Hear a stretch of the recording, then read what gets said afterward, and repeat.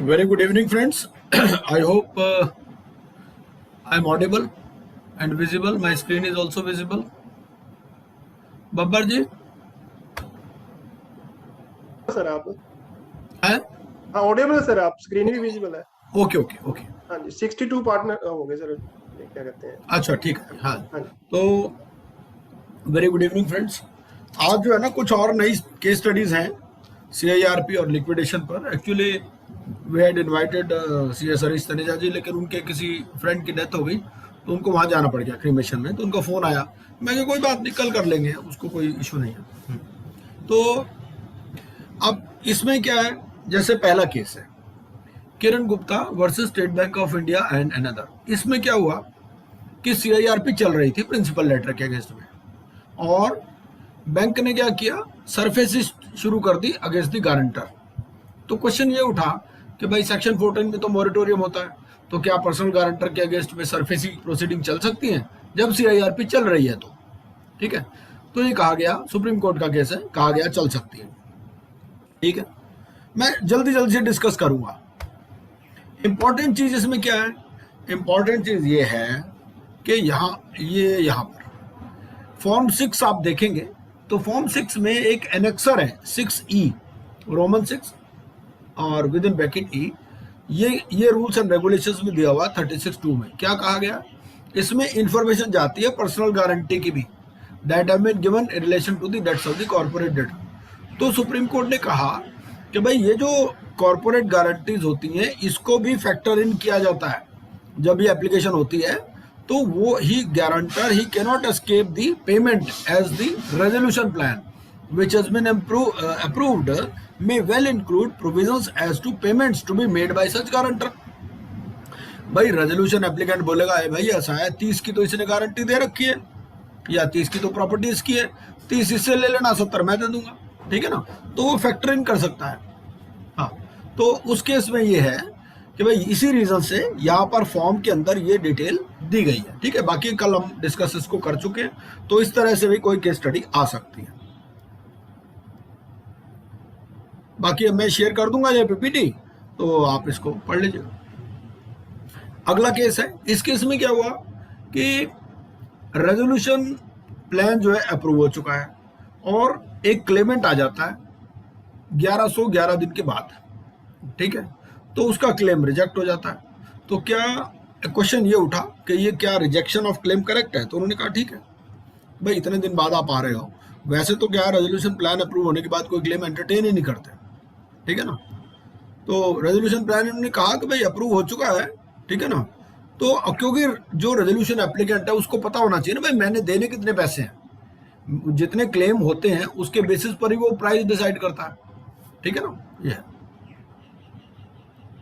तो उन्होंने कहा भाई अचानक कोई आ जाए, कोई अनडिसाइडेड क्लेम्स आ जाए तो कैसे रेजोल्यूशन एप्लीकेंट उस चीज को देखेगा, तो इसका क्लेम रिजेक्ट कर दो। अगला केस आता है राजेंद्र भाई पंचाल। इस केस में क्या हुआ? इसमें ये हुआ कि CIRP operation creditor application admit हो चुकी थी, कॉर्पोरेट डेटर ने डिमांड नोटिस का कोई रिप्लाई नहीं दिया, ठीक है। तो क्या जो एप्लीकेशन एडमिट हुई थी ऑपरेशनल क्रेडिटर की, क्या ये सही है? क्वेश्चन ये था इसमें, ठीक है।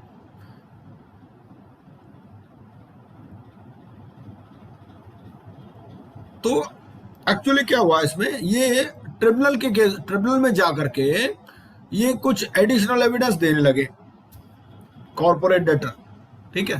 तो इसमें ये भी एक पॉइंट डिसाइड हुआ कि भाई एडिशनल एविडेंस जो है आप एपिलेट स्टेज पर नहीं दे सकते, ठीक है।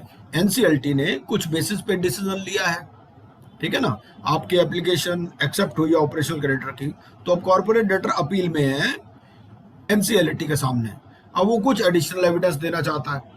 तो ये कहा गया भाई एपिलेट स्टेज पे जो है हम ये एडिशनल एविडेंस आपके एंटरटेन नहीं करेंगे। इनवॉइस रेज किया हुआ था, TDS कटा हुआ था, पार्ट पेमेंट भी हुई पड़ी थी, तो नेचुरल है कि भाई अमाउंट तो एग्जिस्ट करता ही है, ठीक है ना।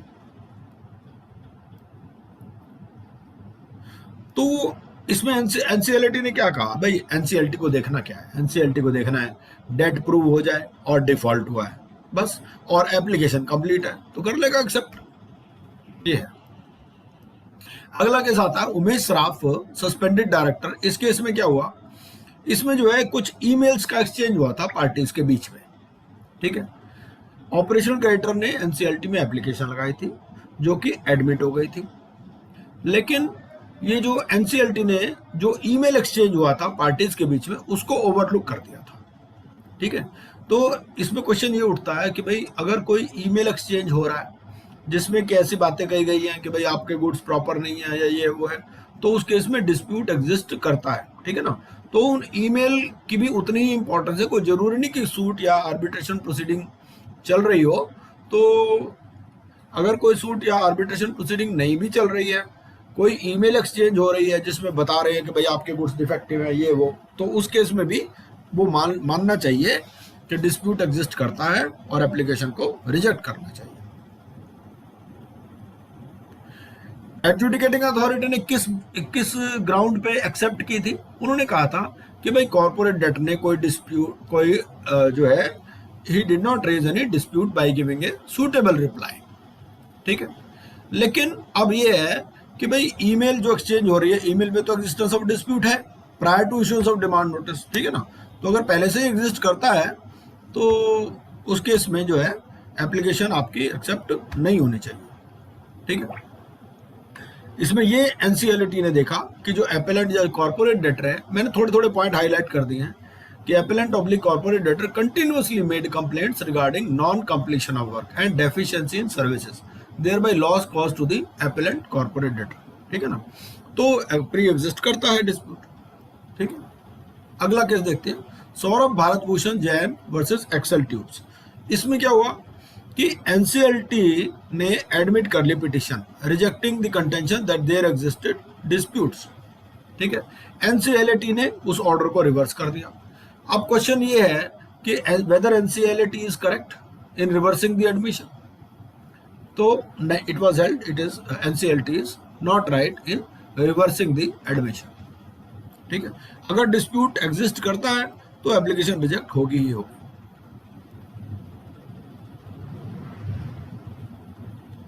ये एनसीएलटी के अगेंस्ट, एनसीएलटी के ऑर्डर के अगेंस्ट में कॉर्पोरेट डेटर गया था अपील में।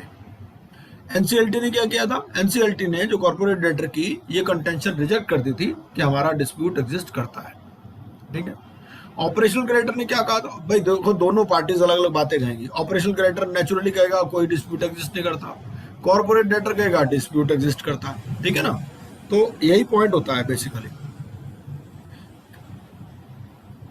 इसमें ये कहा गया कि भाई देखो लॉ में क्लियर लिखा है, एक बार ऑपरेशनल क्रेडिटर ने एप्लीकेशन फाइल कर दी जो कि कंप्लीट है, तो एडजुडिकेटिंग अथॉरिटी को रिजेक्ट करनी है अगर नोटिस ऑफ डिस्प्यूट रिसीव हो गया और there is a record of dispute in the information utility. Information utility आपको मालूम ही है, national e governance services limited, या तो वहां पर रिकॉर्ड रजिस्टर हो उस डिस्प्यूट का, या फिर ये कि नोटिस ऑफ डिस्प्यूट रिसीव हुआ हो बाय ऑपरेशनल क्रेडिटर। क्योंकि आपको मालूम ही होगा कि ऑपरेशनल क्रेडिटर को भी एक एफिडेविट देना पड़ता है कि we no notice has been received regarding dispute, ठीक है ना।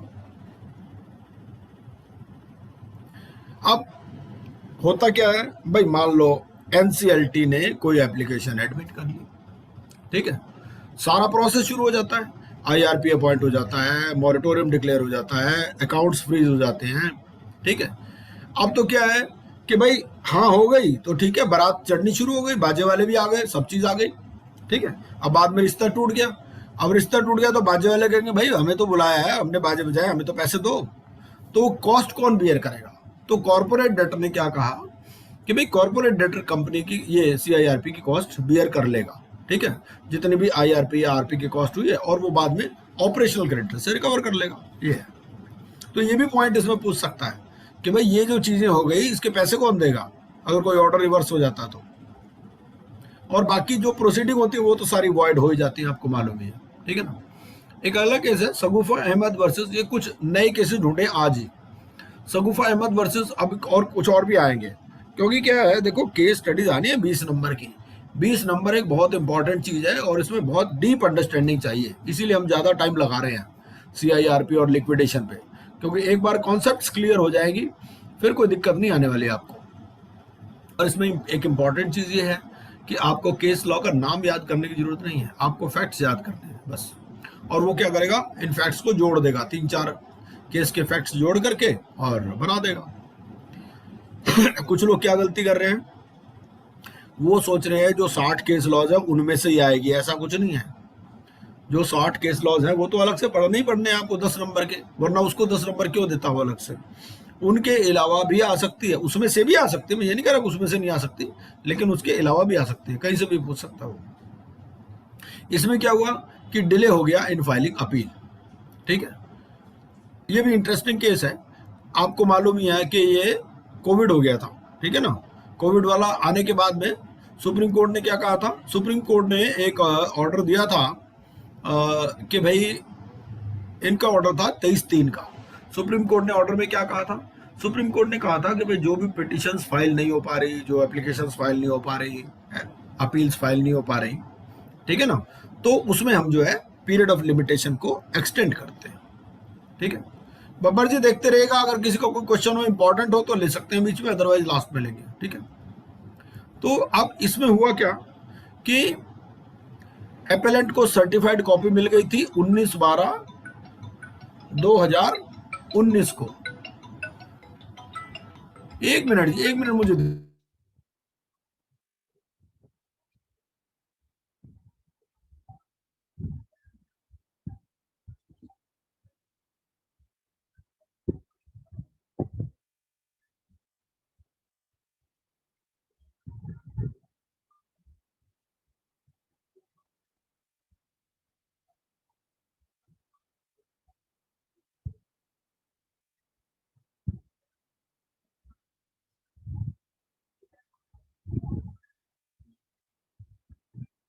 हाँ जी। तो इस केस में क्या हुआ कि एपेलेट्स को सर्टिफाइड कॉपी मिल गई थी 19/12/2019 को, लेकिन उन्होंने एनसीएलटी में अपील फाइल की 20 जुलाई 2020 को। आपको मालूम ही है कि 45 डेज में अपील फाइल करनी पड़ती है, ठीक है ना, और 45 डेज और दे सकते हैं, 90 मतलब 90 डेज मैक्सिमम दे सकते हैं, ठीक है, ये तो आपको मालूम ही है। इसमें फाइल के साथ ये जब अपील फाइल करी उसके साथ में कंडोनेशन ऑफ डिले भी फाइल करी, ठीक है। तो ट्रिब्यूनल ने जो है डिसमिस कर दी एप्लीकेशन।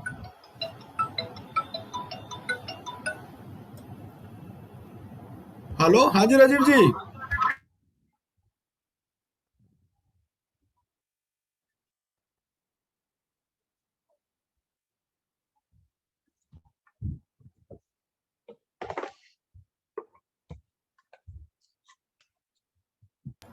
अरे रिकॉर्डिंग सुन लेना ना, एक बार कंप्लीट तो होने दो।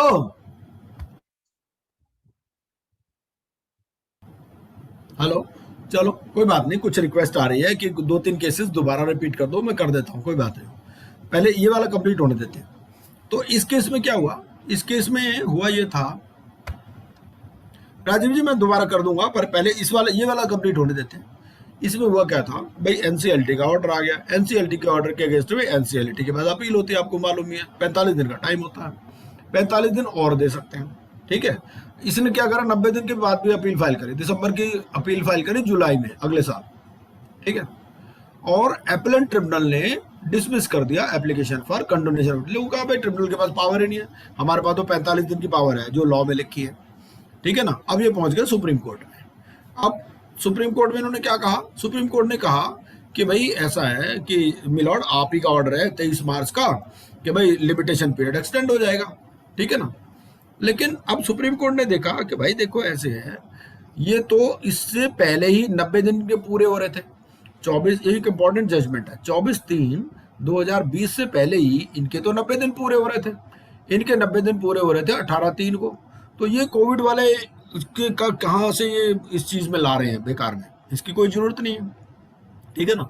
सुप्रीम कोर्ट ने कहा कि भाई ऐसा है, हमारा ऑर्डर है 23/3 का, 23/3 से पहले ही आपके 18/3 में ही 90 दिन पूरे हो गए थे, ठीक है ना।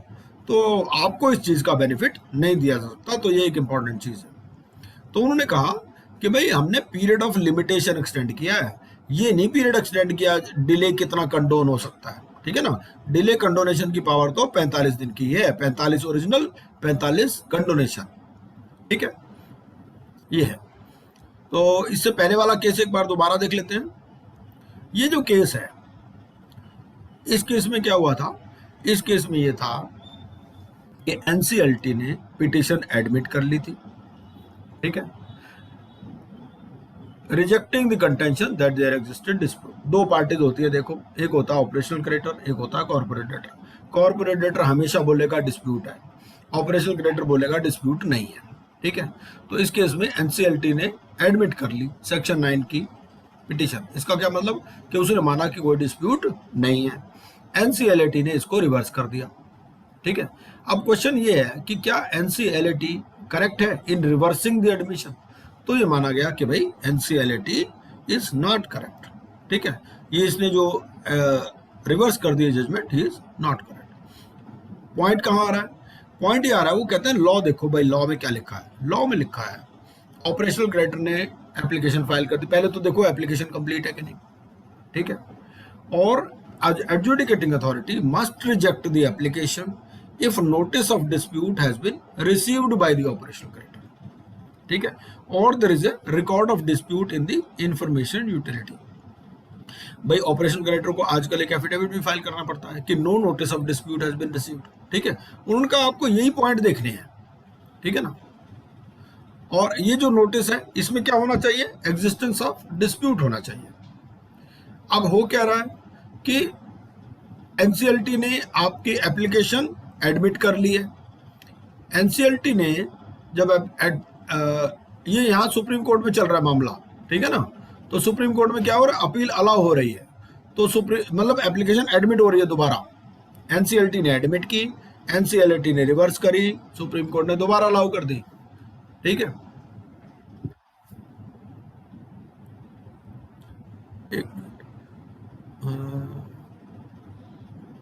एक मिनट, नहीं, इसमें सुप्रीम कोर्ट नहीं है, इसमें एनसीएलटी ने ही कहा है कि एनसीएलटी का ये ऑब्जर्वेशन है। ये क्या कहते हैं कि we have gone through the emails और डिमांड नोटिस, और उसमें कहा है कि भाई क्वालिटी ऑफ मटेरियल जो थी वो डिफेक्टिव थी, ठीक है। तो ये इसमें एक्सचेंज ऑफ ईमेल्स हो रहा है, और एक्सचेंज ऑफ ईमेल से ही हमें ये प्रूव होता है कि डिस्प्यूट एग्जिस्ट करता है, ठीक है ना। तो जब डिस्प्यूट एग्जिस्ट करता है तो एनसीएलटी को एडमिट नहीं करनी चाहिए थी, ठीक है ना। एनसीएलटी ने एडमिट कर ली थी एप्लीकेशन इसमें। जब एनसीएलटी ने एडमिट कर ली तो क्या होता है कि सारी चीजें शुरू हो जाती हैं, आईआरपी भी अपॉइंट हो जाता है, मोरेटोरियम डिक्लेयर हो जाता है, अकाउंट्स भी फ्रीज हो जाते हैं। अब क्वेश्चन एक ये भी आता है, बाद में अगर ये ऑर्डर रिवर्स हो जाए तो क्या होगा? ये सारे एक्शन इलीगल हो जाते हैं, ये वॉइड एब इनिशियो मान लिए जाते हैं। अब वॉइड एब इनिशियो हो गए, आईआरपी ने मान लो काम कर लिया 2 महीने, अब 2 महीने के पैसे कौन देगा? क्वेश्चन ये भी उठता है। तो इस केस में क्या कहा? इनमें ये कहा कि जो कॉर्पोरेट डेटर है, he will beer the CIRP cost, ठीक है, so for incurred by the IRP, और बाद में कहता है वो ऑपरेशनल क्रेडिटर से रिकवर कर ले। ये है। इससे पहले वाला केस है, उसको भी देख लेते हैं। इसमें क्या हुआ? इसमें भी सीआईआरपी की एप्लीकेशन थी by operational creditor. Application admit हो गई थी, वहां पर ईमेल्स थी, तो ईमेल में क्लियर हो रहा था कि डिस्प्यूट एग्जिस्ट करता है, लेकिन एनसीएलटी ने उसको ओवरलुक कर दिया, ठीक है। तो एनसीएलटी ने उस ऑर्डर को रिवर्स कर दिया, ठीक है। एडजुडिकेटिंग अथॉरिटी ने किस ग्राउंड पे एडमिट की थी कि corporate debtor has not raised any dispute by giving a suitable reply. वो क्या होता है? वो डिमांड नोटिस का जो रिप्लाई आता है उसको भी पढ़ते हैं।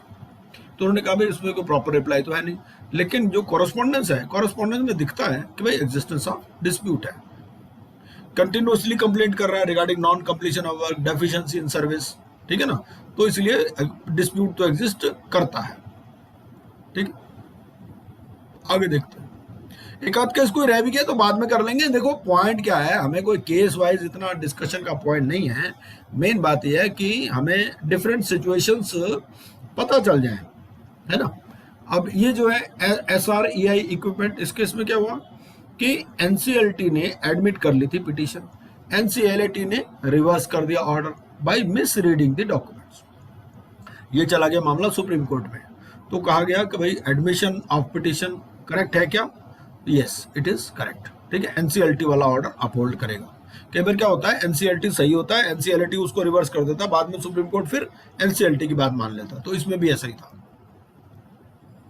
इसमें क्या था, रिस्ट्रक्चरिंग का केस था। तो रिस्ट्रक्चरिंग में भी हमें मालूम है, देखो अगर क्या होता है डेट रिस्ट्रक्चरिंग होती है, कॉर्पोरेट डेट रिस्ट्रक्चरिंग स्कीम पहले चलती थी, हम सबको मालूम ही है आरबीआई के हिसाब से। तो उसमें क्या होता था कि डेट आप कोई नहीं दे पा रहे तो उनकी रिस्ट्रक्चरिंग हो जाती थी, लेकिन उसमें भी डिफॉल्ट है तो फिर आप आईबीसी में जा सकते हो, ठीक है ना। इसमें क्या हुआ कि जो फाइनेंशियल क्रेडिटर था उसने 2 लोन दिए थे रिस्पोंडेंट कॉर्पोरेट डेटर को, और बाद में रिस्ट्रक्चरिंग हुई थी, लेकिन जो कॉर्पोरेट डेटर है ही वाज इन डिफॉल्ट। तो सेक्शन 7 की एप्लीकेशन फाइल कर दी फाइनेंशियल क्रेडिटर ने, एनसीएलटी ने एडमिट कर ली, लेकिन एनसीएलटी ने उसको डिसमिस कर दिया, और इस डिसमिसल के अगेंस्ट में जो एपेलेंट है वो सुप्रीम कोर्ट में चला गया। तो सुप्रीम कोर्ट ने अपील अलाउ कर दी। एनसीएलटी ने देखा कि भाई लोन जो है आउटस्टैंडिंग है। एनसीएलटी ने क्या कहा, NCLT when it dealt with the NCLT order wrongly recorded that documents which were already rejected by the adjudicating authority could not have been the basis of the order of admission। तो कुछ documents NCLT ने reject कर दिए थे, उन्हीं documents को उसने entertain किया एनसीएलटी ने, ठीक है। क्या क्या था वो देखते हैं। NCLAT also, ये सारी सुप्रीम कोर्ट की ऑब्जर्वेशन है, NCLAT also wrongly recorded that there was no further evidence in support of the fact that any amount was outstanding. NCLAT also held that a document filed in the earlier petition that was dismissed as withdrawn could not have been relied upon by the adjudicating authority, ठीक है। The NCLAT is wrong on all these counts, ठीक है। तो documents उसमें ये कहा, and supreme court ने कहा कि भाई आउटस्टैंडिंग लोन के डॉक्यूमेंट प्रोड्यूस किए, सप्लीमेंट्री एफिडेविट भी दिया है ना, और admission made in the counter affidavit that was made in the first round of litigation can by no means be described as a document in an earlier petition that could not be relied upon. The document was not a pleading by the appellant, it was a counter affidavit by the corporate debtor, ठीक है। उन्होंने कहा जिस document पे NCLT rely कर रहा है ये तो it was not a pleading by the appellant, it was a counter affidavit by the corporate debtor जिसमें कि क्लियर एडमिशन है ऑफ द डेट, ठीक है ना। तो एनसीएलटी के ऑर्डर को रिवर्स कर दिया और एनसीएलटी का ऑर्डर रिस्टोर कर दिया। तो रेजोल्यूशन प्रोसीडिंग जहां पर जिस स्टेज पे रुक गई थी वो वहां दोबारा शुरू हो जाएगी, ठीक। तो इसमें क्या है, देखो 2 सिचुएशन है, एक तो ये कि रिजेक्ट होने के बाद एक्सेप्ट हो जाए और एक्सेप्ट होने के बाद रिजेक्ट हो जाए, दोनों चीजों में फर्क है। अगर तो रिजेक्ट होने के बाद एक्सेप्ट हो जाए तब तो चली ही नहीं थी प्रोसीडिंग, फिर तो कोई दिक्कत नहीं है ना। लेकिन एक्सेप्ट होने के बाद रिजेक्ट हो जाए तो फिर बीच के पीरियड का प्रॉब्लम आती है कि भाई जो उस पीरियड में कॉस्ट हो गए, उस पीरियड में जो खर्चे हो गए वो कौन बियर करेगा, ठीक है। वो पहले वाले जजमेंट में हमने कवर किया। ये केस जो है ये क्या कहता है, section 7 CIRP application pre existence of dispute, ठीक है। वेदर एग्जिस्टेड हेल्ड नो, कि भाई प्री एग्जिस्ट करता है डिस्प्यूट नहीं करता, और whether admission of CIRP petition by NCLT valid held yes, ठीक है। ये NCLT की जजमेंट है, देखते हैं क्या जजमेंट है। NCLT ने सेक्शन 9 की एप्लीकेशन रिजेक्ट कर ली थी, ये जो है एडमिट कर ली थी, ठीक है। कॉर्पोरेट डेटर नेचुरल है भाई, ऑपरेशनल क्रेडिटर में ही डिस्प्यूट वाली बात आती है। ऑपरेशनल क्रेडिटर की जब एप्लीकेशन एडमिट की, इसका मतलब कॉर्पोरेट डेटर ने कुछ डिस्प्यूट हो सकता है रेज किया हो। कॉर्पोरेट डेटर ने क्या कहा था, भाई हमारा तो डिस्प्यूट एग्जिस्ट करता है, ठीक है ना। तो जो शेयर होल्डर्स थे कॉर्पोरेट डेटर के वो अपील में गए, ठीक है। तो यहां पर डिसीजन क्या हुआ, अपील इनकी डिसमिस हो गई। तो रीजन क्या दिया गया, रीजन दिया गया भाई मोबिलॉक्स में कहा है कि existence of dispute must be pre existing, ये प्री एग्जिस्टिंग होना चाहिए। अब उन क्या होता है इनमें ना रजिस्टर दिखाते हैं, जब ये केसेस चलते हैं वहां पर दोनों जने अपनी बुक्स प्रोड्यूस करते हैं, ठीक है। अब इन्होंने कुछ बुक्स प्रोड्यूस की कॉर्पोरेट डेटर ने क्या कहा, देखो जी एक ऐसी ट्रांजैक्शन है, ये साइन की है मिस्टर विकास गांधी ने। अब ये विकास गांधी पहले ही रिजाइन कर चुका था, ठीक है। और दूसरी बात ये कह रहे हैं कि कुछ डॉक्यूमेंट्स इन्होंने ऐसे दिखाए हैं जो ऑपरेशनल क्रेडिटर और कंपनी ने साइन किए हैं। ये इनकी डेट है 1/4/2019, ठीक है। लेकिन ऑपरेशनल क्रेडिटर ने सेम डेट जो है इससे पहले ही मांग लिया था 17/8/2018 और 27/10/2018 को, ठीक है ना। और इसमें ये भी कहा भाई कॉर्पोरेट डेटर के लेजर में ही सिर्फ एंट्रियां हैं, जो ऑपरेशनल क्रेडिटर उसके लेजर में तो कोई एंट्री ही नहीं है, ठीक है। लेकिन एफर्मेशन ये है कि both sides have confirmed these accounts. भाई आप कह रहे हो दोनों साइडों ने कंफर्म कर दिए, ऑपरेशनल क्रेडिटर के बुक्स में कोई एंट्री नहीं है, कॉर्पोरेट डेटर ने अपनी बुक्स में एंट्री कर रखी है, जिस बंदे ने साइन कर रखे हैं ऑपरेशनल क्रेडिटर के वो पहले ही रिजाइन कर चुका है, ठीक है ना। तो इस तरह से ये जो है हमें डॉक्यूमेंट्स आपके रिलायबल नहीं लग रहे, ठीक है जी। सर 2 क्वेश्चन आ रहे हैं इसमें बीच में। हाँ जी, हाँ जी, हाँ पढ़िए पढ़िए पढ़िए पढ़िए पढ़िए पढ़िए। उदित अग्रवाल जी का सर एक तो, हाँ sir at what times all the time spend between the appeal for an accepted order of NCLT which is later upheld, is that part of 180 days or it is excluded? नहीं, वो तो exclude होता ही है, वो तो exclude होता ही है। Any amount spent in litigation, any period spent in litigation, definitely that stands excluded. हाँ जी। एक महेश पारिक जी का सर, हाँ, एक case study NCLT admit, NCLT reject, then as Supreme Court again approved. Now question is that whether CIRP will start after order of SC or T+1 or from the point whether earlier CIRP stopped. नहीं, वो तो ऐसा है जहां पर गाड़ी रुक जाती है भाई, ये ऐसे समझ लो कि ट्रैफिक वाले ने आपको रोक लिया, ठीक है भाई, आपकी गाड़ी चल रही है, आपको 180 किलोमीटर जाना है, आप 45 किलोमीटर चल चुके हो, आपको ट्रैफिक वाले ने रोक लिया, भाई रुक जा, ला अपने पेपर दिखा, ठीक है। अब उसको रोक लिया, अब वो उसको रोक लिया, मान लो जैसे अगर 180 मिनट का टोटल टाइम है, उसको 10 मिनट के लिए रोक लिया, उसके 10 मिनट वेस्ट हो गए ना। 10 मिनट के बाद दोबारा डिसीजन होता है कि भाई अब करना क्या है। 10 मिनट के बाद ये डिसीजन होता है इसको आगे जाना है या ये 45 जो आया था ये भी गलती आ गया था, ठीक है ना। तो अब ये डिपेंड करेगा, जो 10 मिनट वेस्ट हो गए इस प्रोसेस में वो तो आपको अलाउ हो ही जाएंगे, 180 + 10 उतना जितना पीरियड होगा उतना एक्सटेंड हो ही जाएगा। अब 2 बातें हो सकती हैं, या तो ये कि बंदा ये गलत चल रहा था जी रोड पे, इसको आना ही नहीं चाहिए तो 45 वो भी खत्म कर दिए जाएंगे उसके। अब बात ये आ जाएगी उसकी कॉस्ट कौन बेयर करेगा, उसकी cost normally corporate debtor bear करता है, और अगर ऑपरेशनल क्रेडिटर गलती पे है तो ऑपरेशनल क्रेडिटर से वो रिकवर होती है बाद में। एक और है, एक आपने बोला ना इस कॉर्पोरेट डेटर बेयर करेगा कॉस्ट स्टार्टिंग में, हाँ तो उस केस में कह रहे हैं भी मान COC क्यों नहीं बेयर करेंगे उसको। एक केस में वो कह रहे हैं COC ने बेयर करा है, INX के केस में। चलो वो देख लेंगे बाद में, कोई बात नहीं, उसको अलग से ग्रुप में डिस्कस कर लेंगे। ठीक है। हाँ जी, क्योंकि अगर ऐसे ज्यादा डिस्कशन करेंगे तो पूरा भी नहीं हो पाएगा ये। हाँ, बाबूलाल वरदराज गुर, ये तो हमने पहले भी किया हुआ केस है ना, ये तो हमारे 60 केस लॉज में भी है। तो इसमें यही है कि भाई पीरियड ऑफ लिमिटेशन कहाँ से स्टार्ट होता है। NCLT ने कहा था कि भाई ये पीरियड होगा IBC 1 दिसंबर 2016 से, लेकिन सुप्रीम कोर्ट ने कहा नहीं, ये जब से डिफॉल्ट हुआ तभी से होगा। और NCLT ने दूसरे भी इसमें बात कर दी थी, उसने ये कहा था कि मॉर्गेज पीरियड आप मानो, इसमें 12 साल मानो, ठीक है ना। Article 61B of limitation act की बाद में डिस्कस भी हुआ था, तो उन्होंने कहा नहीं भाई ऐसा नहीं है, ये 3 साल ही पीरियड होगा और वो भी फ्रॉम डेट ऑफ डिफॉल्ट होगा। ये केस हम पहले भी डिस्कस कर चुके हैं। अगला केस आता है allied silica limited versus Tata chemicals.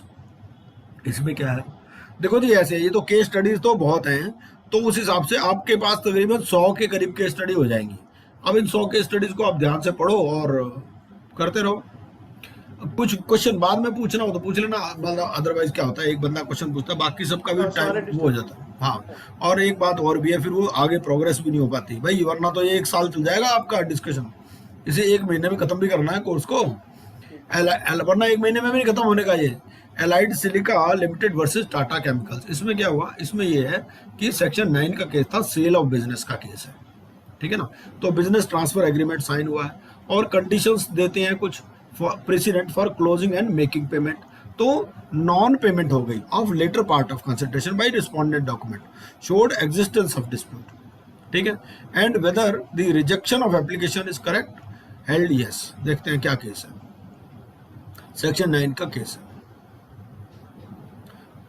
ये अपील अराइज होती है कहां से, order passed by NCLT Mumbai, जहां पर कि जो एप्लीकेशन फाइल्ड थी एपेलेंट की उसको रिजेक्ट कर दिया था। ऑपरेशनल क्रेडिटर का क्या केस था? ऑपरेशनल क्रेडिटर का केस था कि भाई हम दोनों के बीच में एक बिजनेस ट्रांसफर एग्रीमेंट साइन हुआ था for the transfer of undertaking on a slump sale basis. Total consideration 123 crore की थी, पेबल में इन 3 ट्रेंचेस। ठीक है, कॉर्पोरेट डेट ने 65 करोड़ रुपए दे दिए और बाकी बैलेंस दिया ही नहीं। ठीक है, तो एडजुडिकेटिंग अथॉरिटी रीजन क्या कहा? रीजन ये कहां पर चल रहा है केस? NCLAT में। तो रीजन क्या दिया गया इसमें? अपील डिसमिस हो गई है। अपील किसकी है? ये हो रही है whether rejection of application correct held yes, क्योंकि इसमें ओसी की एप्लीकेशन रिजेक्ट हो गई है। ठीक है ना, filed by the appellant was rejected. Appellant कौन है इसमें? ऑपरेशनल क्रेडिटर है। ऑपरेशनल क्रेडिटर कह रहा है जी हमारा आपस में बिजनेस ट्रांसफर एग्रीमेंट था, स्लम सेल का 123 करोड़ रुपए पे एग्रीमेंट हुआ था, 123 में इसने 65 करोड़ रुपए दिए, बाकी दिए ही नहीं। ठीक है, तो अब NCLAT क्या कह रहा है? NCLAT कह रहा है कि adjudicating authority has rejected the application mainly on the ground that the applicant has failed to prove the operational debt and its default and further on the ground of pre-existing dispute। तो adjudicating authority ने वो देखते हैं कि rejection का ground क्या था। Rejection का ग्राउंड ये है कि भाई ऑपरेशनल डेट प्रूव नहीं कर पाया और डिफॉल्ट प्रूव नहीं कर पाया। ठीक है, अब ये कहते हैं भाई हम डॉक्यूमेंट्स जो देखते हैं, डॉक्यूमेंट्स में ये दिखाया गया है कि ये डॉक्यूमेंट जो है दोनों पार्टीज के बीच में साइन है। ठीक है, और इन्होंने जो 3 ट्रेंचेस में पैसे देने थे तो ट्रेंच 2 ये कंप्लीट नहीं कर पाए। ठीक है ना, as a result corporate debtor had exercised its right under the business transfer agreement and set off and adjusted the tranche 3 payment of 6 crore. ठीक है, एक minute, the corporate debtor had demanded, क्योंकि मैं भी आपके साथ साथ ही पढ़ रहा हूँ, मैंने भी पहले पढ़ी नहीं है स्टडीज, मैं पढ़ के साथ साथ में ही थोड़ा सा जजमेंट बेस पढ़ी थी, बट इतना डिटेल में मैंने भी नहीं पढ़ा, मैं आपके साथ साथ ही पढ़ रहा हूँ इसको। In the same letter the corporate debtor had also disputed that the applicant is in non compliance of the business transfer agreement and therefore was not liable to receive tranche 2 and tranche 3। तो इसमें corporate debtor ने कहा कि भाई ये तो non compliance किया है इन्होंने बिजनेस ट्रांसफर एग्रीमेंट का, तो इनको तो दूसरे और तीसरे के लिए तो मिलेंगे ही नहीं पैसे, पहले वाले भी उसने एडजस्ट कर लिए। ठीक है ना, तो these disputes by the corporate debtor are raised before the receipt of demand notice। ये डिमांड नोटिस से पहले ही disputes raised है कि भाई जो बिजनेस ट्रांसफर एग्रीमेंट्स में कुछ कंडीशंस होती हैं, तो वो जो कंडीशंस हैं वो उसने फुलफिल नहीं किया ऑपरेशनल क्रेडिटर ने, कॉर्पोरेट डेटर ने ऐसा बोला। Further, it is also pertinent to note that the corporate debtor had replied to the demand notice within the statutory period of 10 days। ठीक है, 10 दिन का पीरियड मिलता है कॉर्पोरेट डेटर को रिप्लाई करेंगे। उसने उसमें डिस्प्यूट रेज किया था और ये कहा था कि भाई non compliance of the business transfer agreement. ठीक है, तो ये कहते हैं कि भाई there is a plausible contention in the defence raised by the corporate debtor which requires further investigation and that the alleged dispute is not a patently feeble argument और assertion. ठीक है ना, तो उन्होंने कहा कि भाई डिस्प्यूट एग्जिस्ट करता है, ऐसा है, सिर्फ एक ही बात देखनी होती है कि डिस्प्यूट बिल्कुल ही बेकार नहीं होना चाहिए। वो कहते कोई पेटेंटली फीबल लीगल आर्गुमेंट नहीं होना चाहिए या कोई ऐसा फैक्ट नहीं होना चाहिए, assertion of fact unsupported by evidence. लेकिन इस केस में ऐसा नहीं लग रहा, इस केस में लग रहा है क्योंकि बिजनेस ट्रांसफर एग्रीमेंट का उसने ऑपरेशनल क्रेडिटर ने वायलेशन किया था, इसीलिए इसने ट्रेंच 2 और ट्रेंच 3 की पेमेंट नहीं करी। ठीक है ना, और इसने 10 दिन के पीरियड में ये बात भी बता दी थी ऑपरेशनल क्रेडिटर को। ठीक है, तो जब डिस्प्यूट एग्जिस्ट करता है तो नेचुरली एप्लीकेशन रिजेक्ट हो जाएगी। ठीक है, ये अगला केस है जी, ये सेक्शन 9 का केस है। देखो सेक्शन 9 पे मैक्सिमम आता है क्योंकि डिस्प्यूट होगा ना दोनों पार्टी के बीच। 7 में तो सिंपल है, 7 में तो कॉर्पोरेट डेटर से पूछो भी मत, फाइनेंशियल क्रेडिटर ने पेपर दे दिया एडमिट कर लो, 7 सिंपल है। 9 में 8 का भी इंटरप्ले आ जाता है, तो काफी चीजें 9 पर ही ज्यादा आती है। इस केस में क्या हुआ, section 9 read with section 69 subsection 2 of the Indian partnership act. इसमें जो CIRP इनिशिएट हो गई भाई अनरजिस्टर्ड पार्टनरशिप। ठीक है, 2 तरह की पार्टनरशिप फॉर्म होती है, हमें मालूम ही है। एक तो होती है registered with registrar of firms, एक होती है अनरजिस्टर्ड। पार्टनरशिप एक्ट के हिसाब से रजिस्ट्रेशन कंपलसरी नहीं है, ऑप्शनल है। ठीक है, तो CIRP इसमें इनिशिएट हुई थी अनरजिस्टर्ड पार्टनरशिप फॉर्म पे। तो क्वेश्चन ये उठा कि क्या मेंटेनेबल है, हेल्ड यस। ठीक है, लेकिन on the ground of limitation application ये डिसमिस हो गई दूसरे किसी ग्राउंड पे। फैक्ट्स क्या है? जो कॉर्पोरेट डायरेक्टर है it is a listed public company, और जो ऑपरेशनल डायरेक्टर है वो एक अनरजिस्टर्ड पार्टनरशिप फर्म है।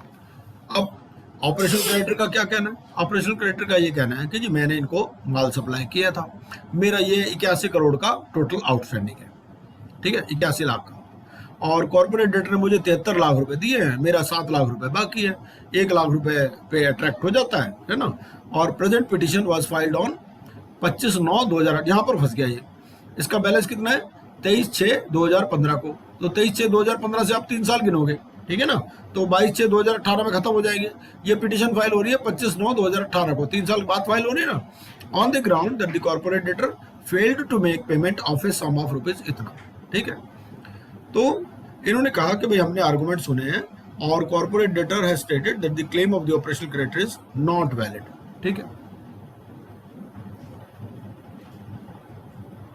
एक तो इन्होंने ये कहा कि पिटिशन इस फॉर्म में मेंटेनेबल नहीं है, क्योंकि अगर आप सेक्शन 69 सबसेक्शन 2 देखो इंडियन पार्टनरशिप एक्ट का, ठीक है, and that the claim is barred by limitation.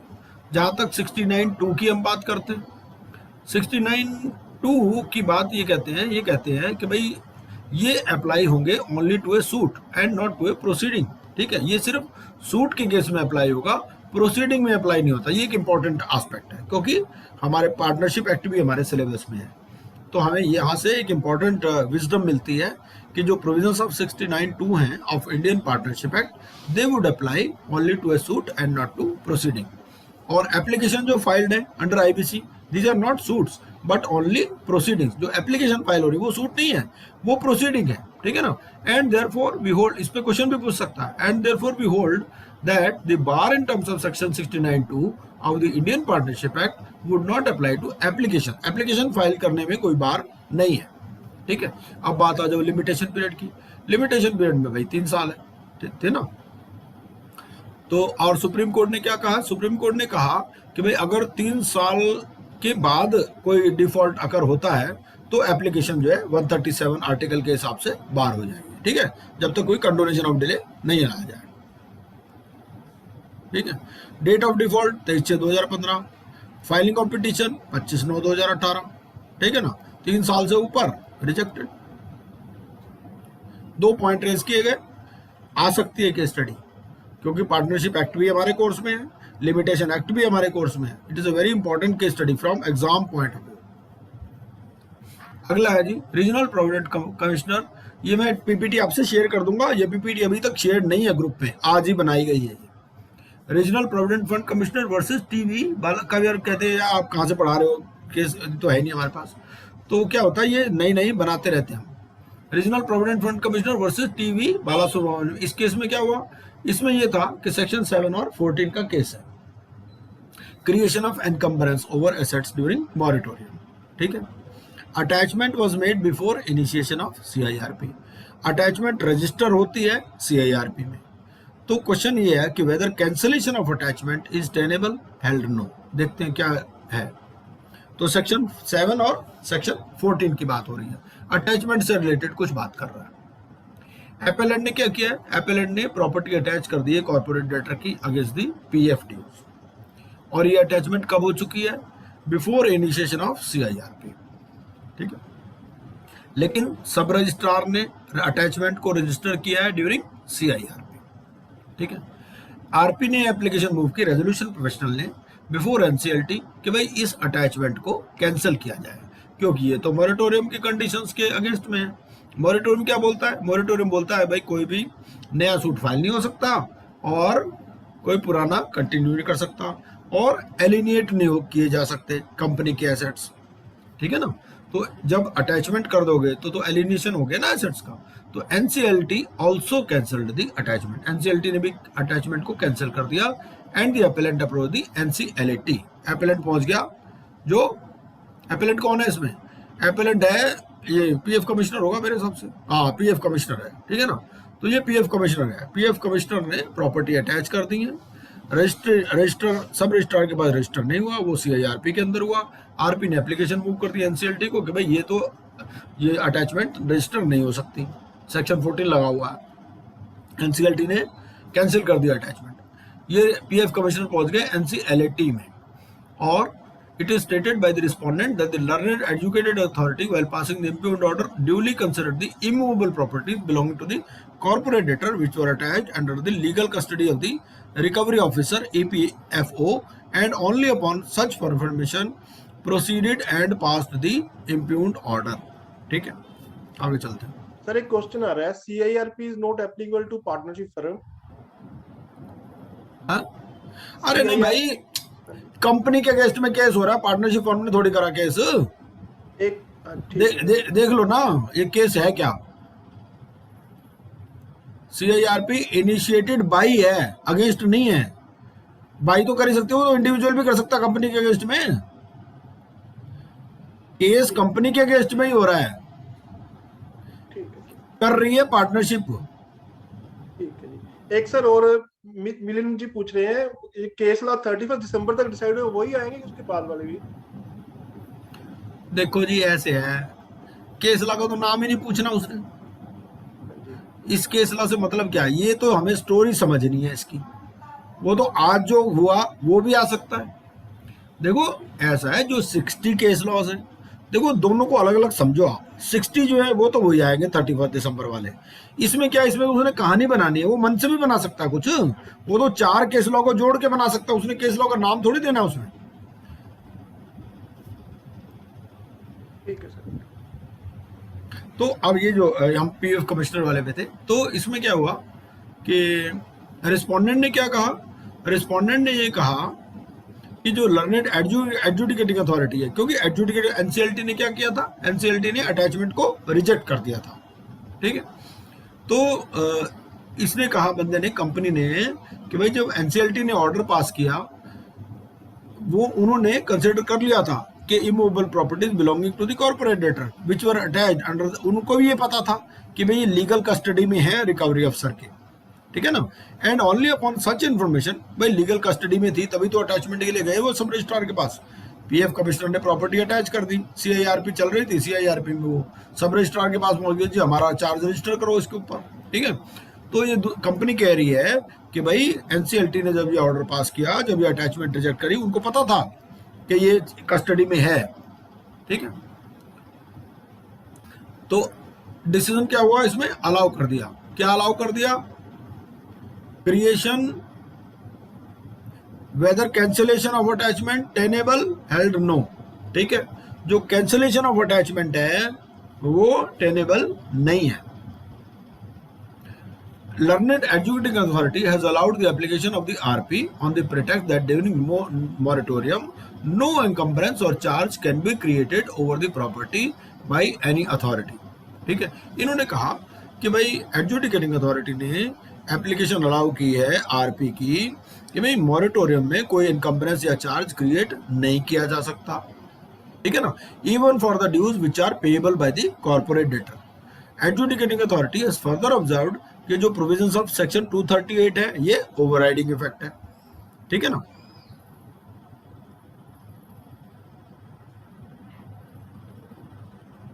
लेकिन अब NCLT क्या कह रही है, ये कह रही है कि adjudicating authority has passed the impugned order without considering the attachment order dated 4 August 2017. ये रिकॉर्ड में है कि जो रिकवरी ऑफिसर है, in order to realise outstanding dues, इसने अटैचमेंट कर दी थी belonging to the corporate debtor. ठीक है, उसके पास पावर है under section 8B of EPF. ठीक है, और ये जो ऑथराइज्ड ऑफिसर है, इसने एक रिकवरी सर्टिफिकेट इशू किया रिकवरी अफसर रीजनल ऑफिस को. ठीक है जी. तो दस इट इज अनडिस्प्यूटेड, ये जो अटैचमेंट है ये आपकी जो सेक्शन 7 की पिटीशन आने से पहले हो चुकी है. ठीक है, appellant has also filed the letter issued to the sub registrar for issuing attachment certificate dated इतना. आगे देखते हैं. तो इससे ये है कि रिकवरी अफसर ने एक रिमाइंडर दिया था सब रजिस्ट्रार को for issuance of encumbrance certificate. ठीक है, to put a restriction on the corporate debtor from alienating the property already attached by the recovery officer. तो वो प्रॉपर्टी पहले से ही अटैच थी, CIRP शुरू होने से पहले ही. Recovery officer has also demanded the encumbrance certificate duly incorporating the attachment of EPFO. तो it is thus clear that the adjudicating authority failed to take notice that the attachment of the property was made much before the initiation of CIRP, ठीक है, but it was only recorded in the register during CIRP. It is on record that the impugned order is passed without considering the objections of the recovery officer, though the objections by EPFO was already filed in the registry of NCLT. In the circumstances, we are of the considered opinion that the appeal deserves to be allowed. तो इन्होंने appeal allow कर दी, किसकी? PF commissioner की, कि वो जो NCLT ने order दिया है उसको रिवर्स किया जाए.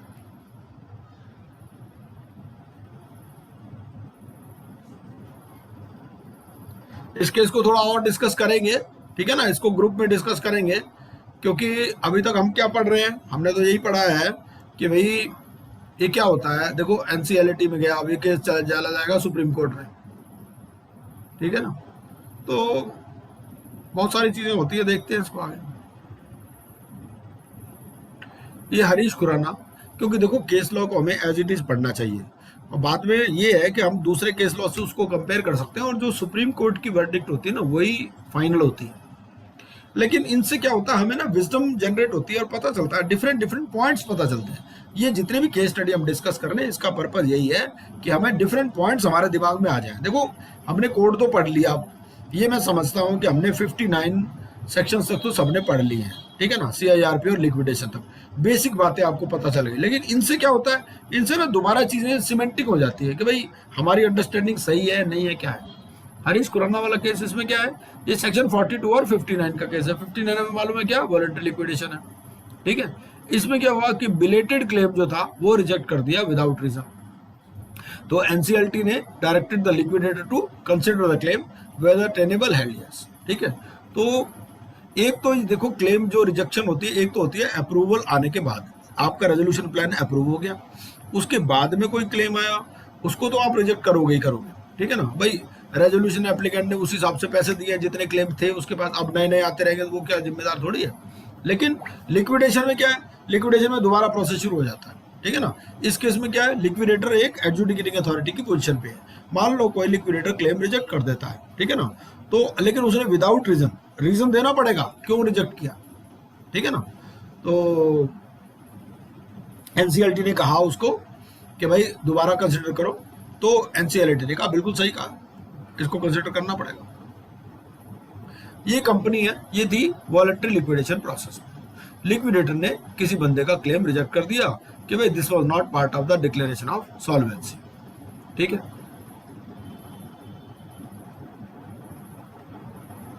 अच्छा, ये क्या होता है ना, इसमें जैसे सेक्शन 59 में पढ़ाई था, सेक्शन 59 में क्या होता है, डिक्लेरेशन देना होता है कि company is solvent and is able to pay its debts in full, ठीक है. उनको स्टेटमेंट ऑफ अकाउंट्स भी लगानी होती है पिछले 2 साल की, ठीक है, ये सब सेक्शन 59 में लिखा हुआ है. तो वहां पर जो है इसने ये कहा, लिक्विडेटर ने किस बिना पर रिजेक्ट किया कि भाई this was not part of the declaration of solvency. भाई हमारे पास जो डिक्लेरेशन आया है वो क्या आता है उसके पास 59 में, एक तो डिक्लेरेशन ऑफ सॉल्वेंसी आता है, फिर स्पेशल रेजोल्यूशन आता है, और फिर 2/3 जो क्रेडिटर्स है वो भी उसको अप्रूव करते हैं उस स्पेशल रेजोल्यूशन को, है ना. अगर कोई डेट है तो, अगर डेट नहीं है तो सिर्फ जो डिक्लेरेशन है प्लस स्पेशल रेजोल्यूशन, ये सब हम 59 में पढ़ चुके हैं, ठीक है.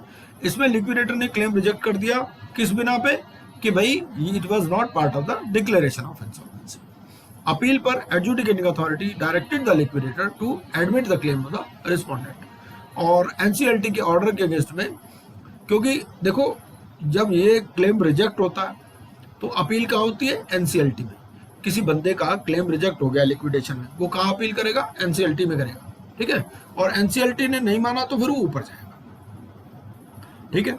और ऑर्डर NCLT के ऑर्डर के अगेंस्ट में एपेलेंट लिक्विडेटर, इसमें लिक्विडेटर अपील में चला गया, ठीक है.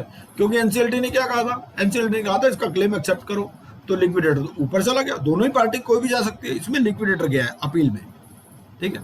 अब क्वेश्चन NCLT के सामने ये है कि 59 के प्रोविजंस को देखो, 59 जो वॉलंटरी लिक्विडेशन के हैं, तो ये क्या कहते हैं कि जो एप्लीकेशन है it can be made applicable under voluntary liquidation initiated pursuant to the Companies Act, and the procedure to be followed in such cases whether the appeal under section 42 of the IBN code is maintainable before the adjudicating authority. तो एक बार section 42 निकाल लीजिए क्या कहता है.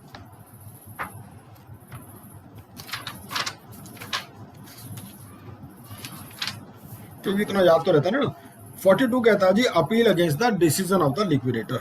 ठीक है, तो ये कहता है creditor may appeal to the adjudicating authority against the decision of the liquidator accepting और rejecting the claims within 14 days of the receipt of such decision. ठीक है, तो लिक्विडेटर ने कोई क्लेम रिजेक्ट कर दिया तो जो पार्टी है वो 14 दिन के अंदर क्लेम अपील फाइल कर सकती है. ठीक है, ये कहता है सेक्शन 42. सेक्शन 59 हमें मालूम ही है. आगे चलते. तो डिसीजन में क्या हुआ, ये अपील जो थी डिसमिस कर दी. किसकी अपील थी? लिक्विडेटर की. लिक्विडेटर की अपील डिसमिस करने का मतलब आपको क्लेम एंटरटेन करना पड़ेगा. ठीक है, जो कंट्रोवर्सी इन्वॉल्व है ये ज्यादा नहीं है. आज थोड़ा सा ना इसको डिस्कस कर लेते हैं पूरा 79 पेजेस तक. आज मैं पूरी पीपीटी डिस्कस करना चाह रहा हूँ. क्वेश्चन आंसर बेशक कल कर लेंगे, है ना, वरना क्या होता है क्वेश्चन आंसर में इंपॉर्टेंट आ रहा है.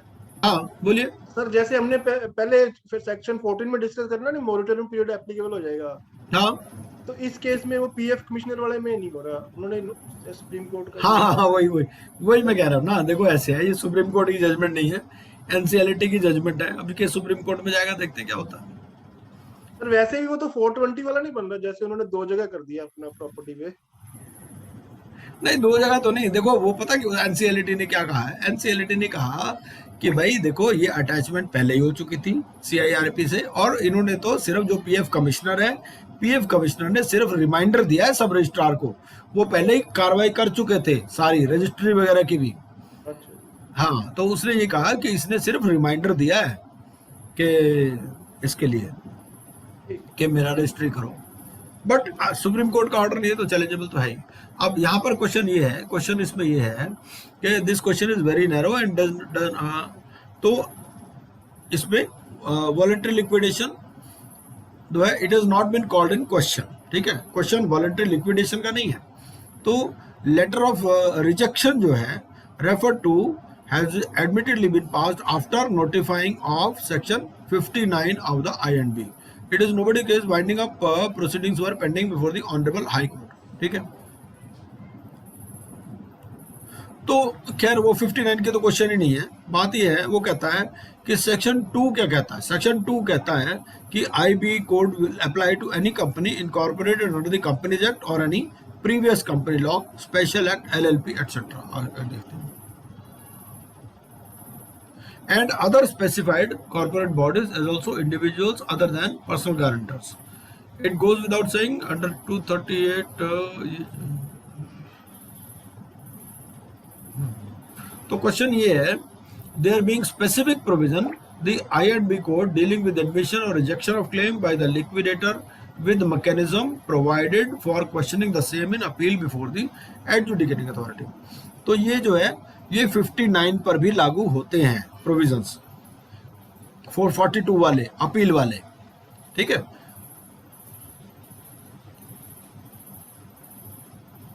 मतलब ये 2 तरह से लिक्विडेशन होती है.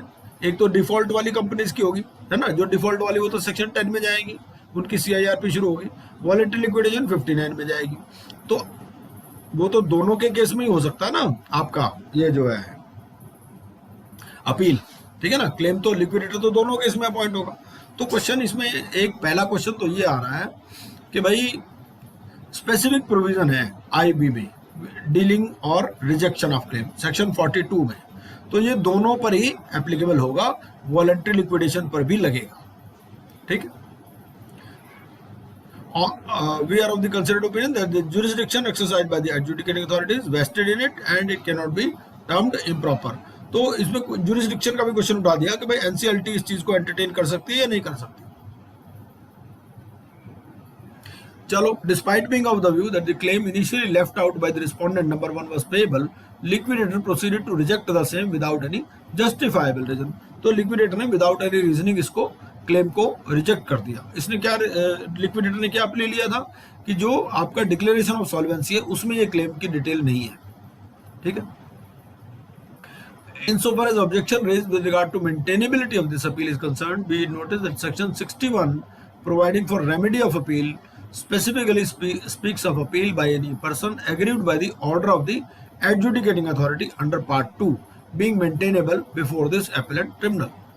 ठीक है, वो कहता है सेक्शन 40 और जो सेक्शन 42 है, ये भी प्रोविजंस ये कहाँ से ये दे as also the voluntary liquidation, ये सारे भाई सेक्शन 40, सेक्शन 42, सेक्शन 59, ये कौन सारे पार्ट 2 में आ रहे हैं। और पार्ट 2 में क्या लिखा है कि एपेलेट अथॉरिटी कौन है, एनसीएलटी, तो है ना। तो thus would the appeal under section 42 before the liquidator as also the instant appeal before this appellate tribunal are maintainable. ठीक है, in view of the foregoing conclusion we find no merit in this appeal being devoid of merit is dismissed. ठीक है, तो liquidator ने ये भी question उठा दिया था जुरिसडिक्शन का भी इसमें। तो एक इंपॉर्टेंट कॉन्सेप्ट है 3 सेक्शंस को समझने के लिए, 40, 42, 238 और 59। अगला केस है जी, मैं तो रिक्वेस्ट करूंगा मेरे को पूरा कंप्लीट करने दीजिए इसको, उसके बाद में लेते हैं फिर क्वेश्चन आंसर। अभी टाइम भी है, 15 मिनट में कर दूंगा। Insolvency and bankruptcy powers of NCLT, direction given to implead MCA. इसमें क्या कहा, ये केस पहले भी शायद डिस्कस कर चुके हैं हम। एनसीएलटी ने कहा भाई ऐसा सारे केस में एमसीए को भी पार्टी बनाओ, भाई सारे कंपनी वाले केस आते हैं, उन्होंने कहा कंपनी वाले मैटर में भी अपडेट होता रहेगा, इनको भी सारे केस में पार्टी बनाओ।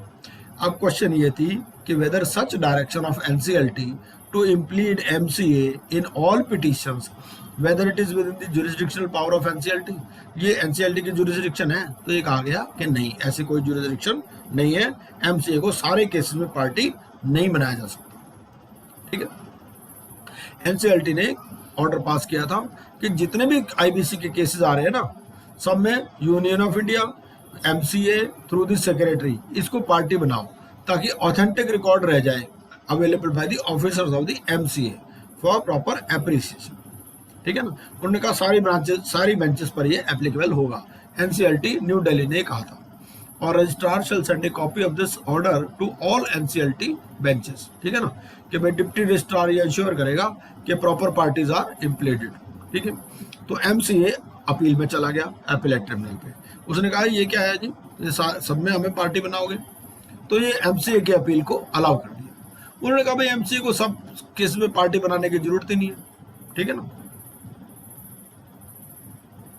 तो कहा भाई it is for the individual applicant to take a call because he is the dominus litis, although when no relief is claimed against the union of India it need not even be a proforma party in an application filed under IBC since it is an otious one. ठीक है ना, तो public of interest में या criminal offences being taken up before the special court under section 435 of the companies act in a company petition the union of India through an authorised officer can be added as a party. देखो वो जो है ना वो serious offences है, जैसे section 435 की बात कर रहा है ना, वहां पर क्या होता है कि serious fraud investigation office, prevention of money laundering के केस हैं, डायरेक्टरेट ऑफ एनफोर्समेंट के केस हैं, वहां पर तो क्या है गवर्नमेंट को पार्टी बनाते हैं।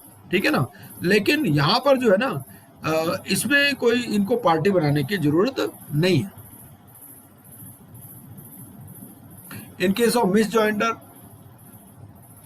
The appellant the tribunal has always the option to strike out, remove the name of Union of India from the array of parties in the, क्या होता है, एक होता है मिस जॉइंडर। मिस जॉइंडर में क्या होता है, मिस जॉइंडर होता है कि जिसमें ऐसी पार्टी किसी ऐसे बंदे को पार्टी बना ले जिसको बनाना जरूरी नहीं है। ठीक है, ये होता है मिस जॉइंडर। तो इन दी प्रेजेंट केस वो कहते हैं ये एक तो होती है नेसेसरी पार्टी, एक होती है प्रॉपर पार्टी, एक परफॉर्मा पार्टी। इस तरह से बहुत सारी कॉन्सेप्ट्स हैं जो लीगल उसमें। तो इस केस में क्या हुआ, जो मिनिस्ट्री ऑफ कॉर्पोरेट अफेयर्स थी वो कहा भाई ये कोई it is neither arrayed as a party nor impleaded in the subject matter. ठीक है ना, तो registrar of company they have not filed any response reply counter in respect of the clarification prior to the passing. तो as an adjudicating authority ये quasi judicial है, it is to abide by the principles of natural justice.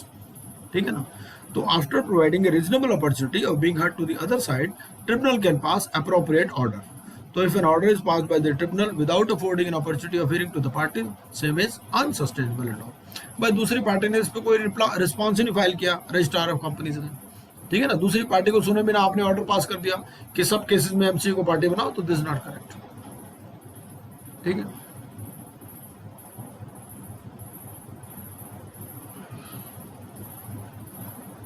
So it is nothing but beyond the power of the tribunal and it tantamount to imposition of a new rule in a compelling fashion. ठीक है ना? In short, the impugned order making it applicable throughout the country to all the benches is untenable. ठीक है, आगे चलते हैं। अगला case है जी इंडिया पावर कॉर्पोरेशन। इस केस में क्या हुआ? सेक्शन 9 का केस है, जो corporate debtor it admitted the claim disclosed in demand notice. ठीक है, तो कॉर्पोरेट डेटर ने क्लेम एडमिट कर लिया जो डिमांड नोटिस में दिया गया था। Disputed the claim when the petition was filed as pre-existing dispute। ठीक है, डिमांड नोटिस में एक्सेप्ट कर रहा है कि है देने हैं, लेकिन जब पिटीशन फाइल हो रही है तो वहां डिस्प्यूट कर रहा है। ठीक है, तो एनसीएलटी एडमिटेड द पिटीशन। तो एनसीएलटी में ये क्वेश्चन उठा कि भाई एनसीएलटी ने जब ये पिटीशन एडमिट की तो सही किया गलत किया? तो एनसीएलटी ने कहा बिल्कुल सही किया। ठीक है, तो क्वेश्चन इसमें ये है कि जब डिमांड नोटिस दिया तब तो एडमिट कर रहा है, जब पिटीशन फाइल हो रही है तब मना कर रहा है। तो operational creditor filed an application under section 9 before NCLT Calcutta. ठीक है, इन्होंने कहा भाई डिफॉल्ट हुआ है ऑपरेशनल डेट का, और मॉरिटोरियम लग गया कॉर्पोरेट डेटर पे और आईआरपी अपॉइंट हो गया। और aggrieved the appellant has filed the instant appeal assailing the impugned order of admission। इन्होंने कहा, इन्होंने प्री एग्जिस्टेंस पे उसको चैलेंज किया कॉर्पोरेट डेटर ने, है ना, stated to have been erroneously dismissed by the adjudicating authority as an afterthought and a spurious defense। Decision में क्या हुआ? इसकी अपील डिसमिस हो गई। तो क्वेश्चन ये था कि भाई प्री एग्जिस्टिंग डिस्प्यूट है या नहीं है। ठीक है, that would not warrant passing of the impugned order of admission of application। इन्होंने कहा कि जो सप्लाई ऑफ मटेरियल है भाई ऑपरेशनल क्रेडिटर, ये इसमें परचेज ऑर्डर है ना, और letter of acceptance is not in, तो एलओए भी है, परचेज ऑर्डर भी है, इसमें कोई डिस्प्यूट नहीं है। ये भी कोई डिस्प्यूट नहीं है कि कुछ गुड्स जो थे दे were lying unutilised in Gaya DF area exposed to vagaries of nature. भाई कई बार क्या होता है, आपने पार्टी से माल मंगा लिया, अब पार्टी से माल मंगाने के बाद आपने ध्यान नहीं करा, वो पता चला जी बाहर ही पड़ा हुआ है, ओपन में ही पड़ा हुआ है, वो खराब हो जाए, बाद में कह दो जी खराब हो गया। तो आपको अपने सामान की केयर भी करनी है। तो उन्होंने कहा भाई ये तो जो है it was expose to vagaries of nature या pilferage, they were lifted back by the operational creditor. तो ऑपरेशनल क्रेडिटर ने इनको वापस मंगा लिया था at the specific request of the corporate debtor. ठीक है, the conclusion drawn by the adjudicating authority on the basis of material brought on record that dispute in regard to quality of goods not matching the specifications of franchisor was for the first time raised by the corporate debtor in its reply to the demand notice. It justifies the conclusion that the defense raised was an afterthought and spurious। ठीक है, तो उन्होंने कहा भाई ये तो एक आफ्टरथॉट लग रही है। ठीक है, on its own showing the corporate debtor. अब तो इस तरह से केस स्टडी बना सकता है कि भाई माल आया कॉर्पोरेट डेटर के पास, लेकिन उसने माल को ऐसी जगह रख दिया जहां पर वो बारिश से खराब हो गया। ठीक है ना, तो बाद में वो डिस्प्यूट कर रहा है क्वालिटी के ऊपर कि आपका माल ही खराब है। तो on its own showing the corporate debtor claims to be default though the quantum was stated to be. उन्होंने कहा भाई क्वांटम जो है ये 58,000 है।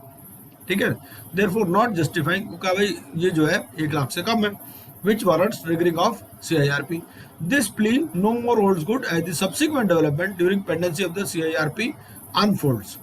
ठीक है, this is manifested in the form of a letter dated। now जो corporate debtor में क्या कहा, वो ही कहा गया कि 2,32,46,46,235 as claimed in form 5 acknowledged liability in respect of an amount of इतना, कि इतने ड्यू है उसमें से 1,74,00,000 इतनी being due and payable to the operational creditor। So factum and validity of this letter goes unassailed and uncontroverted on the part of the corporate debtor। तो उनका ये मान ही रहा है अपने आप ही। ठीक है ना, तो ये तो 1 लाख से बहुत ज्यादा है। ठीक है ना, तो इसमें तो CIRP चलेगी। तो यही है, आगे चलते हैं। इंडियन कन्वेयर्स प्राइवेट लिमिटेड, इस केस में सेक्शन 9 का केस है, petition by operational creditor, prior correspondence between parties, corporate debtor raise the defence of existing dispute whether tenable held no। तो इस केस में ये सेक्शन 9 का केस है, पिटिशन है भाई operational creditor.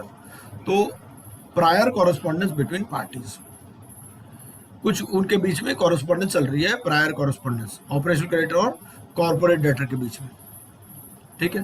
Corporate debtor is the defence of existing dispute, तो क्या ये टेनेबल है? Held no. देखते हैं क्या केस है। ये जो ऑपरेशनल क्रेडिटर है इसने गुड्स और सर्विसेज सप्लाई की for designing, engineering, manufacturing, supply, supervision of erection, ठीक है, हिंडाल्को को। तो पेमेंट आ नहीं रही थी, तो इसने ऑपरेशनल क्रेडिटर ने एनसीएलटी के सामने पिटीशन फाइल कर दी। रिस्पोंडेंट ने कहा कि भाई हमारा तो डिस्प्यूट चल रहा है, और एनसीएलटी ने ये डिसमिस कर दी कि भाई इनका तो डिस्प्यूट चल रहा है, ठीक है। अब मामला चला गया एनसीएलटी में। तो एनसीएलटी ने क्या कहा? इन रीजन पहले क्या है? रीजन ये है कि heard council for the parties and Perez the records. इन्होंने कहा कि एडजुडिकेटिंग अथॉरिटी ने गलती करी है इन रिजेक्टिंग द एप्लीकेशन, क्योंकि वो उसने सिर्फ ईमेल कॉरेस्पॉन्डेंस पर ध्यान दिया है without taking into merits of the matter and acceptance of debt by the respondent. भाई उसने अपना डेट माना तो है ना, ठीक है। मोबिलॉक्स ने भी क्या कहा? मोबिलॉक्स ने कहा कि disputes in a case ought to be real disputes and that it is the duty of the adjudicating authority to bifurcate between the two. Adjudicating authority failed to consider, उन्होंने कहा भाई एनसीएलटी ने इस बात को नहीं देखा कि रिस्पोंडेंट जो कंफ्यूज करने की कोशिश कर रहा है by relating to prior correspondence, वो पुरानी कॉरेस्पॉन्डेंस दिखा रहा है। In fact that it was the liability of the respondent and the respondent under an arrangement with the said Hindalco had intended to clear the dues to the appellant, ठीक है।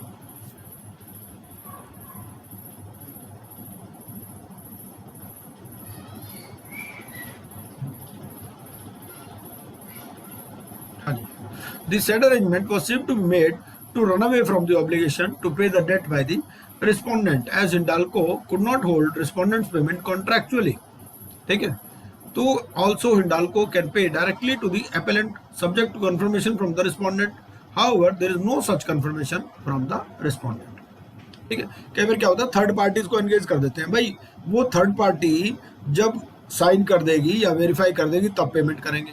तो इसमें ये कहा गया कि ये जो अरेंजमेंट है ये it seems to be made to run away from the obligation. भाई डायरेक्टली भी आप पेमेंट कर सकते हो, तीसरी पार्टी को बीच में लाने की क्या जरूरत है, ठीक है ना। Adjudicating authority failed to consider the respondent has sought to shift the liability from itself to Hindalco Industries Limited, ठीक है। इन्होंने कहा भाई हिंडाल्को इंडस्ट्रीज देगी आपके ड्यूज।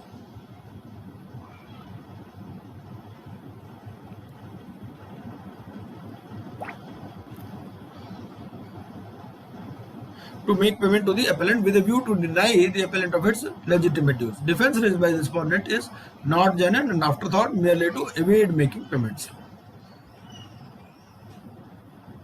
कई बार क्या होता है कि जैसे प्रोजेक्ट्स होते हैं तो प्रोजेक्ट में भाई बीच में एक पार्टी होती है, अल्टीमेटली कहीं और लगना होता है। तीन पार्टी है मान लो, ठीक है ना, ए और बी के बीच में आपस में एग्रीमेंट है, लगना अल्टीमेटली कहीं और प्रोजेक्ट में। तो जिस प्रोजेक्ट में लगना कई बार कहते हैं भाई वहां से जब तक वेरिफिकेशन नहीं होगा ना हम आपकी पेमेंट नहीं करेंगे, ठीक है ना। तो ऐसा ही कुछ केसेस में लग रहा है, और ध्यान से पढ़ लेंगे इसको। पूरी साइटेशन मैंने दे रखी है, साइटेशन से ना ये भी समरी है तो साइटेशन से और थोड़ा क्लैरिटी हो जाएगी। बट ऐसे ही कि थर्ड पार्टी के ऊपर जो है शिफ्ट करने की बात हो रही है रिस्पॉन्सिबिलिटी, जबकि आपका कॉन्ट्रैक्ट तो आपके साथ है तो आप खुद पेमेंट करो, तीसरी पार्टी को बीच में क्यों ला रहे हो, ठीक है ना। तो उस केस में ये जो है कोई डिस्प्यूट नहीं है, you are merely shifting the responsibility. अगला केस है जी हैमंड पावर सॉल्यूशंस लिमिटेड। इसमें क्या है कि resolution plan by resolution professional, ठीक है, interest of operational creditors not adequately taken care of whether the resolution plan to be approved held no, ठीक है, कि भाई ऑपरेशनल क्रेडिटर्स का इंटरेस्ट जो है it is not being taken care of. देखते हैं क्या केस है। एपेलेंट जो है it is one of the OCs, ठीक है, जिसने अपना क्लेम फाइल किया है before the respondent number 1 RP के सामने, ठीक है, सीआईआरपी चल रही है मार्शल्स लिमिटेड की। अपील फाइल हुई है against the resolution plan submitted by the respondent 4 and 5 as consortium of resolution applicants and which came to be approved by the NCLT। Resolution plan आया था, NCLT में approve हो चुका है, ये चल रहा मामला NCLT में। एपेलेंट की कंटेंशन क्या है? एपेलेंट कौन है? ओसी है, ठीक है। एपेलेंट ये कहता है कि जो रेजोल्यूशन प्लान अप्रूव हुआ है it is not in compliance with the provisions of the IBC, ठीक है, that the provision of paying nil amount to the operational creditor is not as per the provisions of IBC। भाई कह रहे हैं हमें तो जीरो दे रहे हैं, ठीक है ना, and the law laid down in the judgments of honourable Supreme Court at this tribunal that the operational creditors deserved a similar treatment as financial creditors, that it is wrong on the part of the COC to approve a resolution plan which provided for payment only to members of the committee and no other stakeholders. Reason वो कहता है कि if the above, हम कहता है कि भाई हम मिनट्स देखते हैं COC के, NCLT बोल रहा है, if the above minutes are perused, it can hardly be said that there are any reasons given by COC. ठीक है, तो भाई COC प्लान देखो कोई भी अप्रूव कर सकती है, उसकी कमर्शियल विजडम को आप चैलेंज नहीं कर सकते, लेकिन उसको डेमोन्स्ट्रेट करना पड़ेगा कि it has taken care of interest of all the stake holders. वो कहता है जब हम मिनट्स देखते हैं तो मिनट्स में हमें कोई ऐसा रीजनिंग नहीं मिलती कि भाई it has taken care of interest of all the stakeholders. तो para 46 of the judgment in the matter of COC of SR steel versus Satish Kumar Gupta requires to see the reasons given by COC while approving a resolution. ठीक है, from point of view stated in the paragraph. Reason for इनको zero क्यों दिया भाई? For giving nil to operational creditors not reflected, record से तो कुछ पता चलता नहीं भाई। जीरो देने से कैसे आपने मैक्सिमाइज कर दिया सारा interest of all stake holders. ठीक है, we have already reproduced portion from part B financial proposal with regard to what the approved resolution plan states regarding dues to the operational creditor. ठीक है, the proposal is based on the assessment that there is no liquidation value due to the operational credit। अब resolution plan में क्या कहा गया भाई? क्या होता है ये प्रोविजन? क्या है आईबीसी का प्रोविजन? क्या कहता है आईबीसी का प्रोविजन? ये कहता है कि ऑपरेशनल क्रेडिटर्स को दोनों में से अमाउंट मिनिमम उतना मिलना चाहिए। कितना? या तो जितना लिक्विडेशन वैल्यू हो या फिर जो 53 में जो उनको मिलेगा।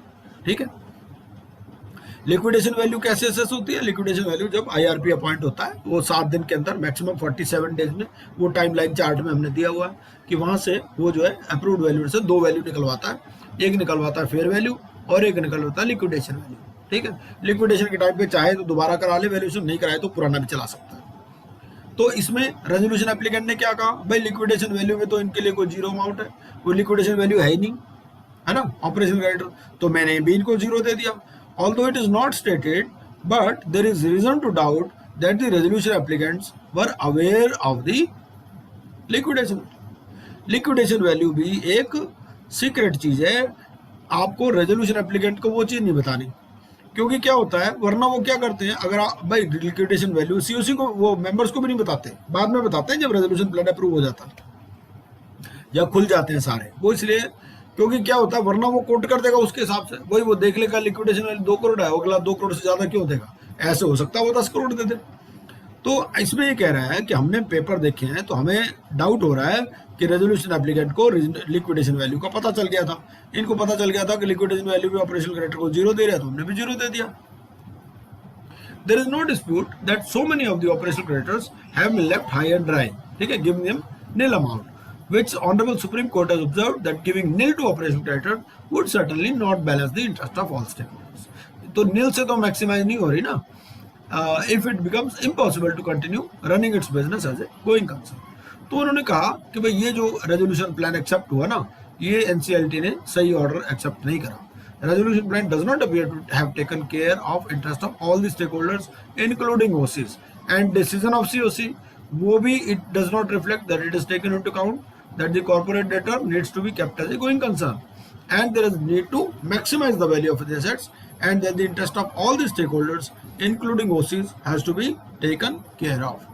तो for the above reason NCLT का ऑर्डर को हम रिवर्स करते हैं और एडजुडिकेटिंग अथॉरिटी को दोबारा रेमिट बैक करते हैं कि भैया ये रेजोल्यूशन प्लान COC को भेजो। ठीक है, to resubmit the plan after satisfying the parameters as laid down by the Supreme Court in SR steel.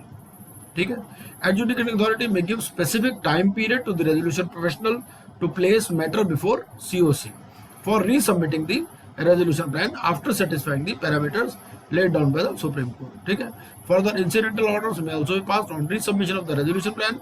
Adjudicating authority will deal with the same in accordance with the law। ठीक है, तो ये हमने कुछ नई जजमेंट्स आज देखी, mainly ये ऑपरेशनल क्रेडिटर्स पर हैं और सारी बहुत इंपॉर्टेंट जजमेंट्स हैं, इनको आप पढ़ लीजिएगा, मैं भी ये आपके साथ शेयर कर दूंगा ग्रुप में। ठीक है जी, अब आप कोई भी क्वेश्चन पूछना चाहें तो पूछ सकते हैं।